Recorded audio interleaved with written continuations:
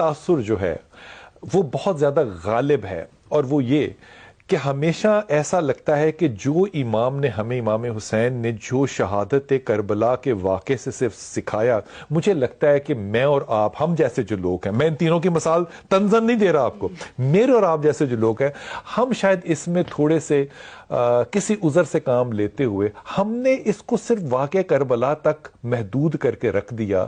یہ سیکھنے کی بات جو تھی کردار سازی کی، یہ تو بہت لمبی اور بہت پیچھے جانی چاہیے تھی۔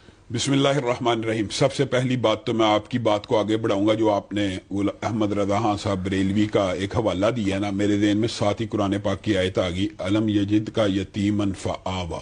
یہ سورۃ والضحیٰ کی آیت ہے، اور اس کی مفسرین نے بعد میں تفسیر کی ہے۔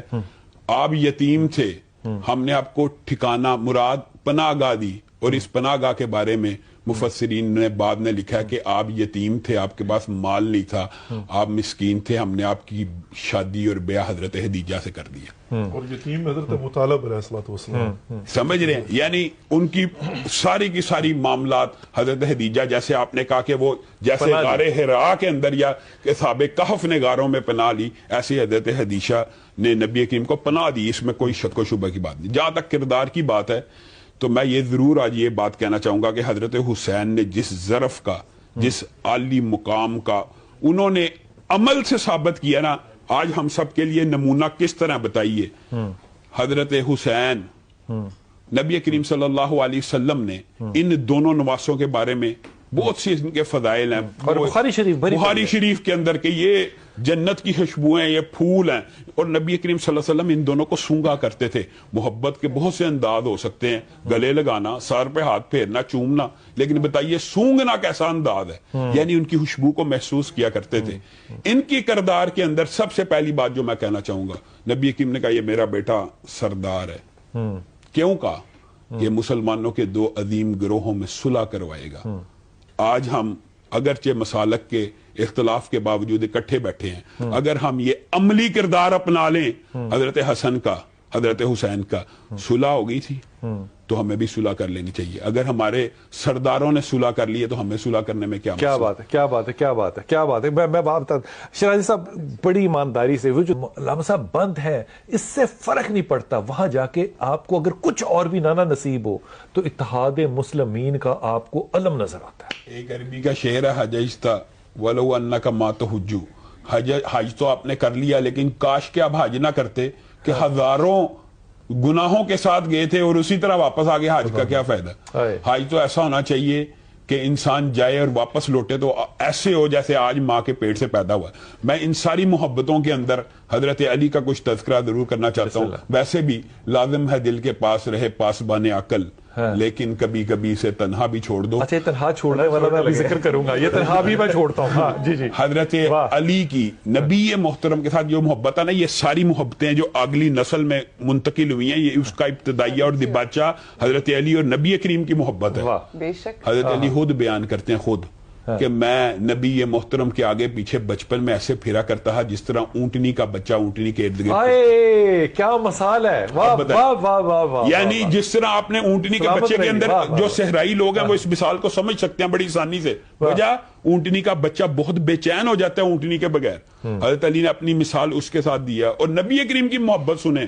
نبی کریم صلی اللہ علیہ وسلم حضرت علی کو کہیں بھیجا، حضرت علی واپس نہیں آ رہے، تو نبی کریم صلی اللہ علیہ وسلم بار بار نکل رہے ہیں، میں سے بار بار نکل رہے ہیں، بار بار، اور بے چین ہو کے آخر پتہ کیا دعا کرتے ہیں؟ اللہ مجھے اس وقت تک موت نہ دی جب تک علی کا چہرہ نہ دیکھے۔ اللہ اکبر۔ اب بتائیں، اور محبت ہے، محبت اس طرح کی ہے نبی کریم صلی اللہ علیہ وسلم کی علی کے ساتھ، اور علی کی نبی کریم صلی اللہ علیہ وسلم کے ساتھ۔ یہ ساری اگلی جو محبتیں، یہ نہیں کہ سارے سلسلے ہیں۔ اور نبی کریم صلی اللہ علیہ وسلم، آپ نے تو آج نسبتوں کو مان لیا، نسبت کیا۔ ہائے ہائے ہائے ہائے ہائے۔ اچھا ایک بات بتائیں، کیا صدقہ ہے، واہ واہ واہ واہ واہ واہ واہ۔ یہ میرا جسم کانپ رہا ہے، خدا کی قسم اس وقت۔ مجھے ایک بات بتائیں، اہل بیت کی جو نسبتیں آپ کے خیال میں اہل سنت نہیں مانتے؟ بالکل مانتے ہیں، وقفہ لے لو۔ میں یہاں پر وہ گندا ہی ہو، آپ کا وہاں پر جا کر پہلے سے ہی یہ محسوس کرنے، اس کا مطلب ہے پہلے سے ہی روحانی طور پر صاف ستھرے ہو کر گئے ہوئے ہیں۔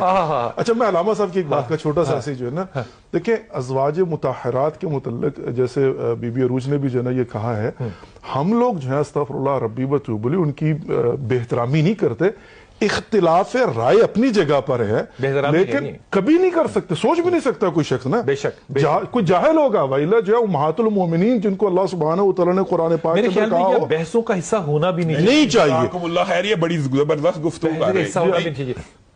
اس نے کہا حضرت کمال کرتے ہیں, 20 سال سے میں آپ کی دن رات خدمت کر رہا ہوں, آپ کو بھی تک میرا نام نہیں یاد ہوا. انہوں نے کہا یار معاف کر دے, جس دن سے نام محمد میں نے سنا ہے نا, کوئی اور نام میرے کانوں کو سنائی نہیں دیتا.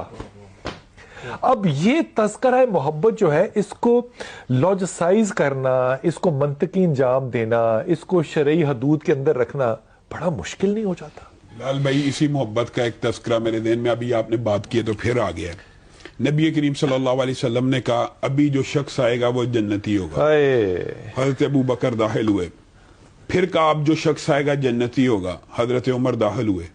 پھر کہا اب جو شخص آئے گا جنتی ہوگا, اور ساتھ ہی ہاتھ اٹھا لیے اور کہا اللہ اب تو علی کو بھیج, اللہ اب تو علی کو بھیج دے. اور دعا تو نبی کریم صلی اللہ علیہ وسلم کی ویسے ہی قبول ہونی تھی. حضرت علی آئے اور حضرت علی کو جنت کی بے شمار مرتبہ بشارت دی. اور جو دوسری بات آپ نے کی ہے نا کہ میں جب ادھر گیا تو مجھے اندر بے خوفی اور کوئی ایسی, میں آپ کو بتاتا ہوں یہ وجہ حضرت علی کی شجاعت اور دلیری کی وجہ ہے.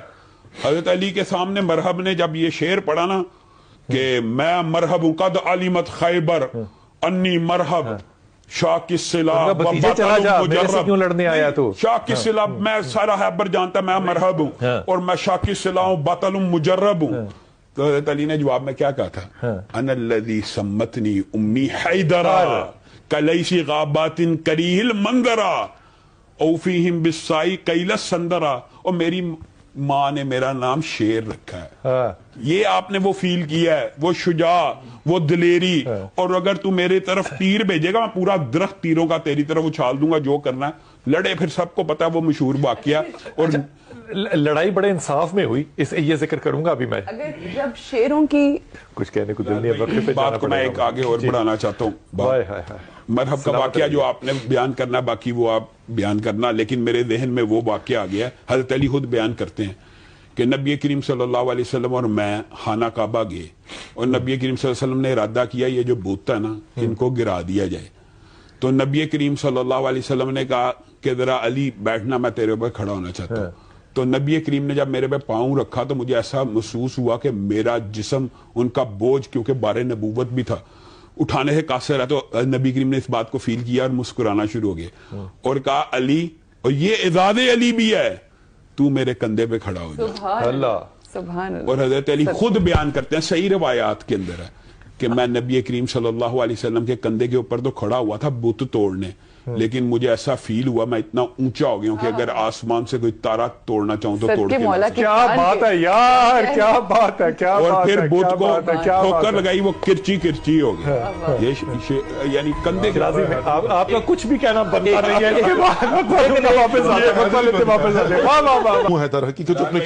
میں یہ کہنا چاہتا ہوں, صرف ایک جملہ ہی کہوں گا.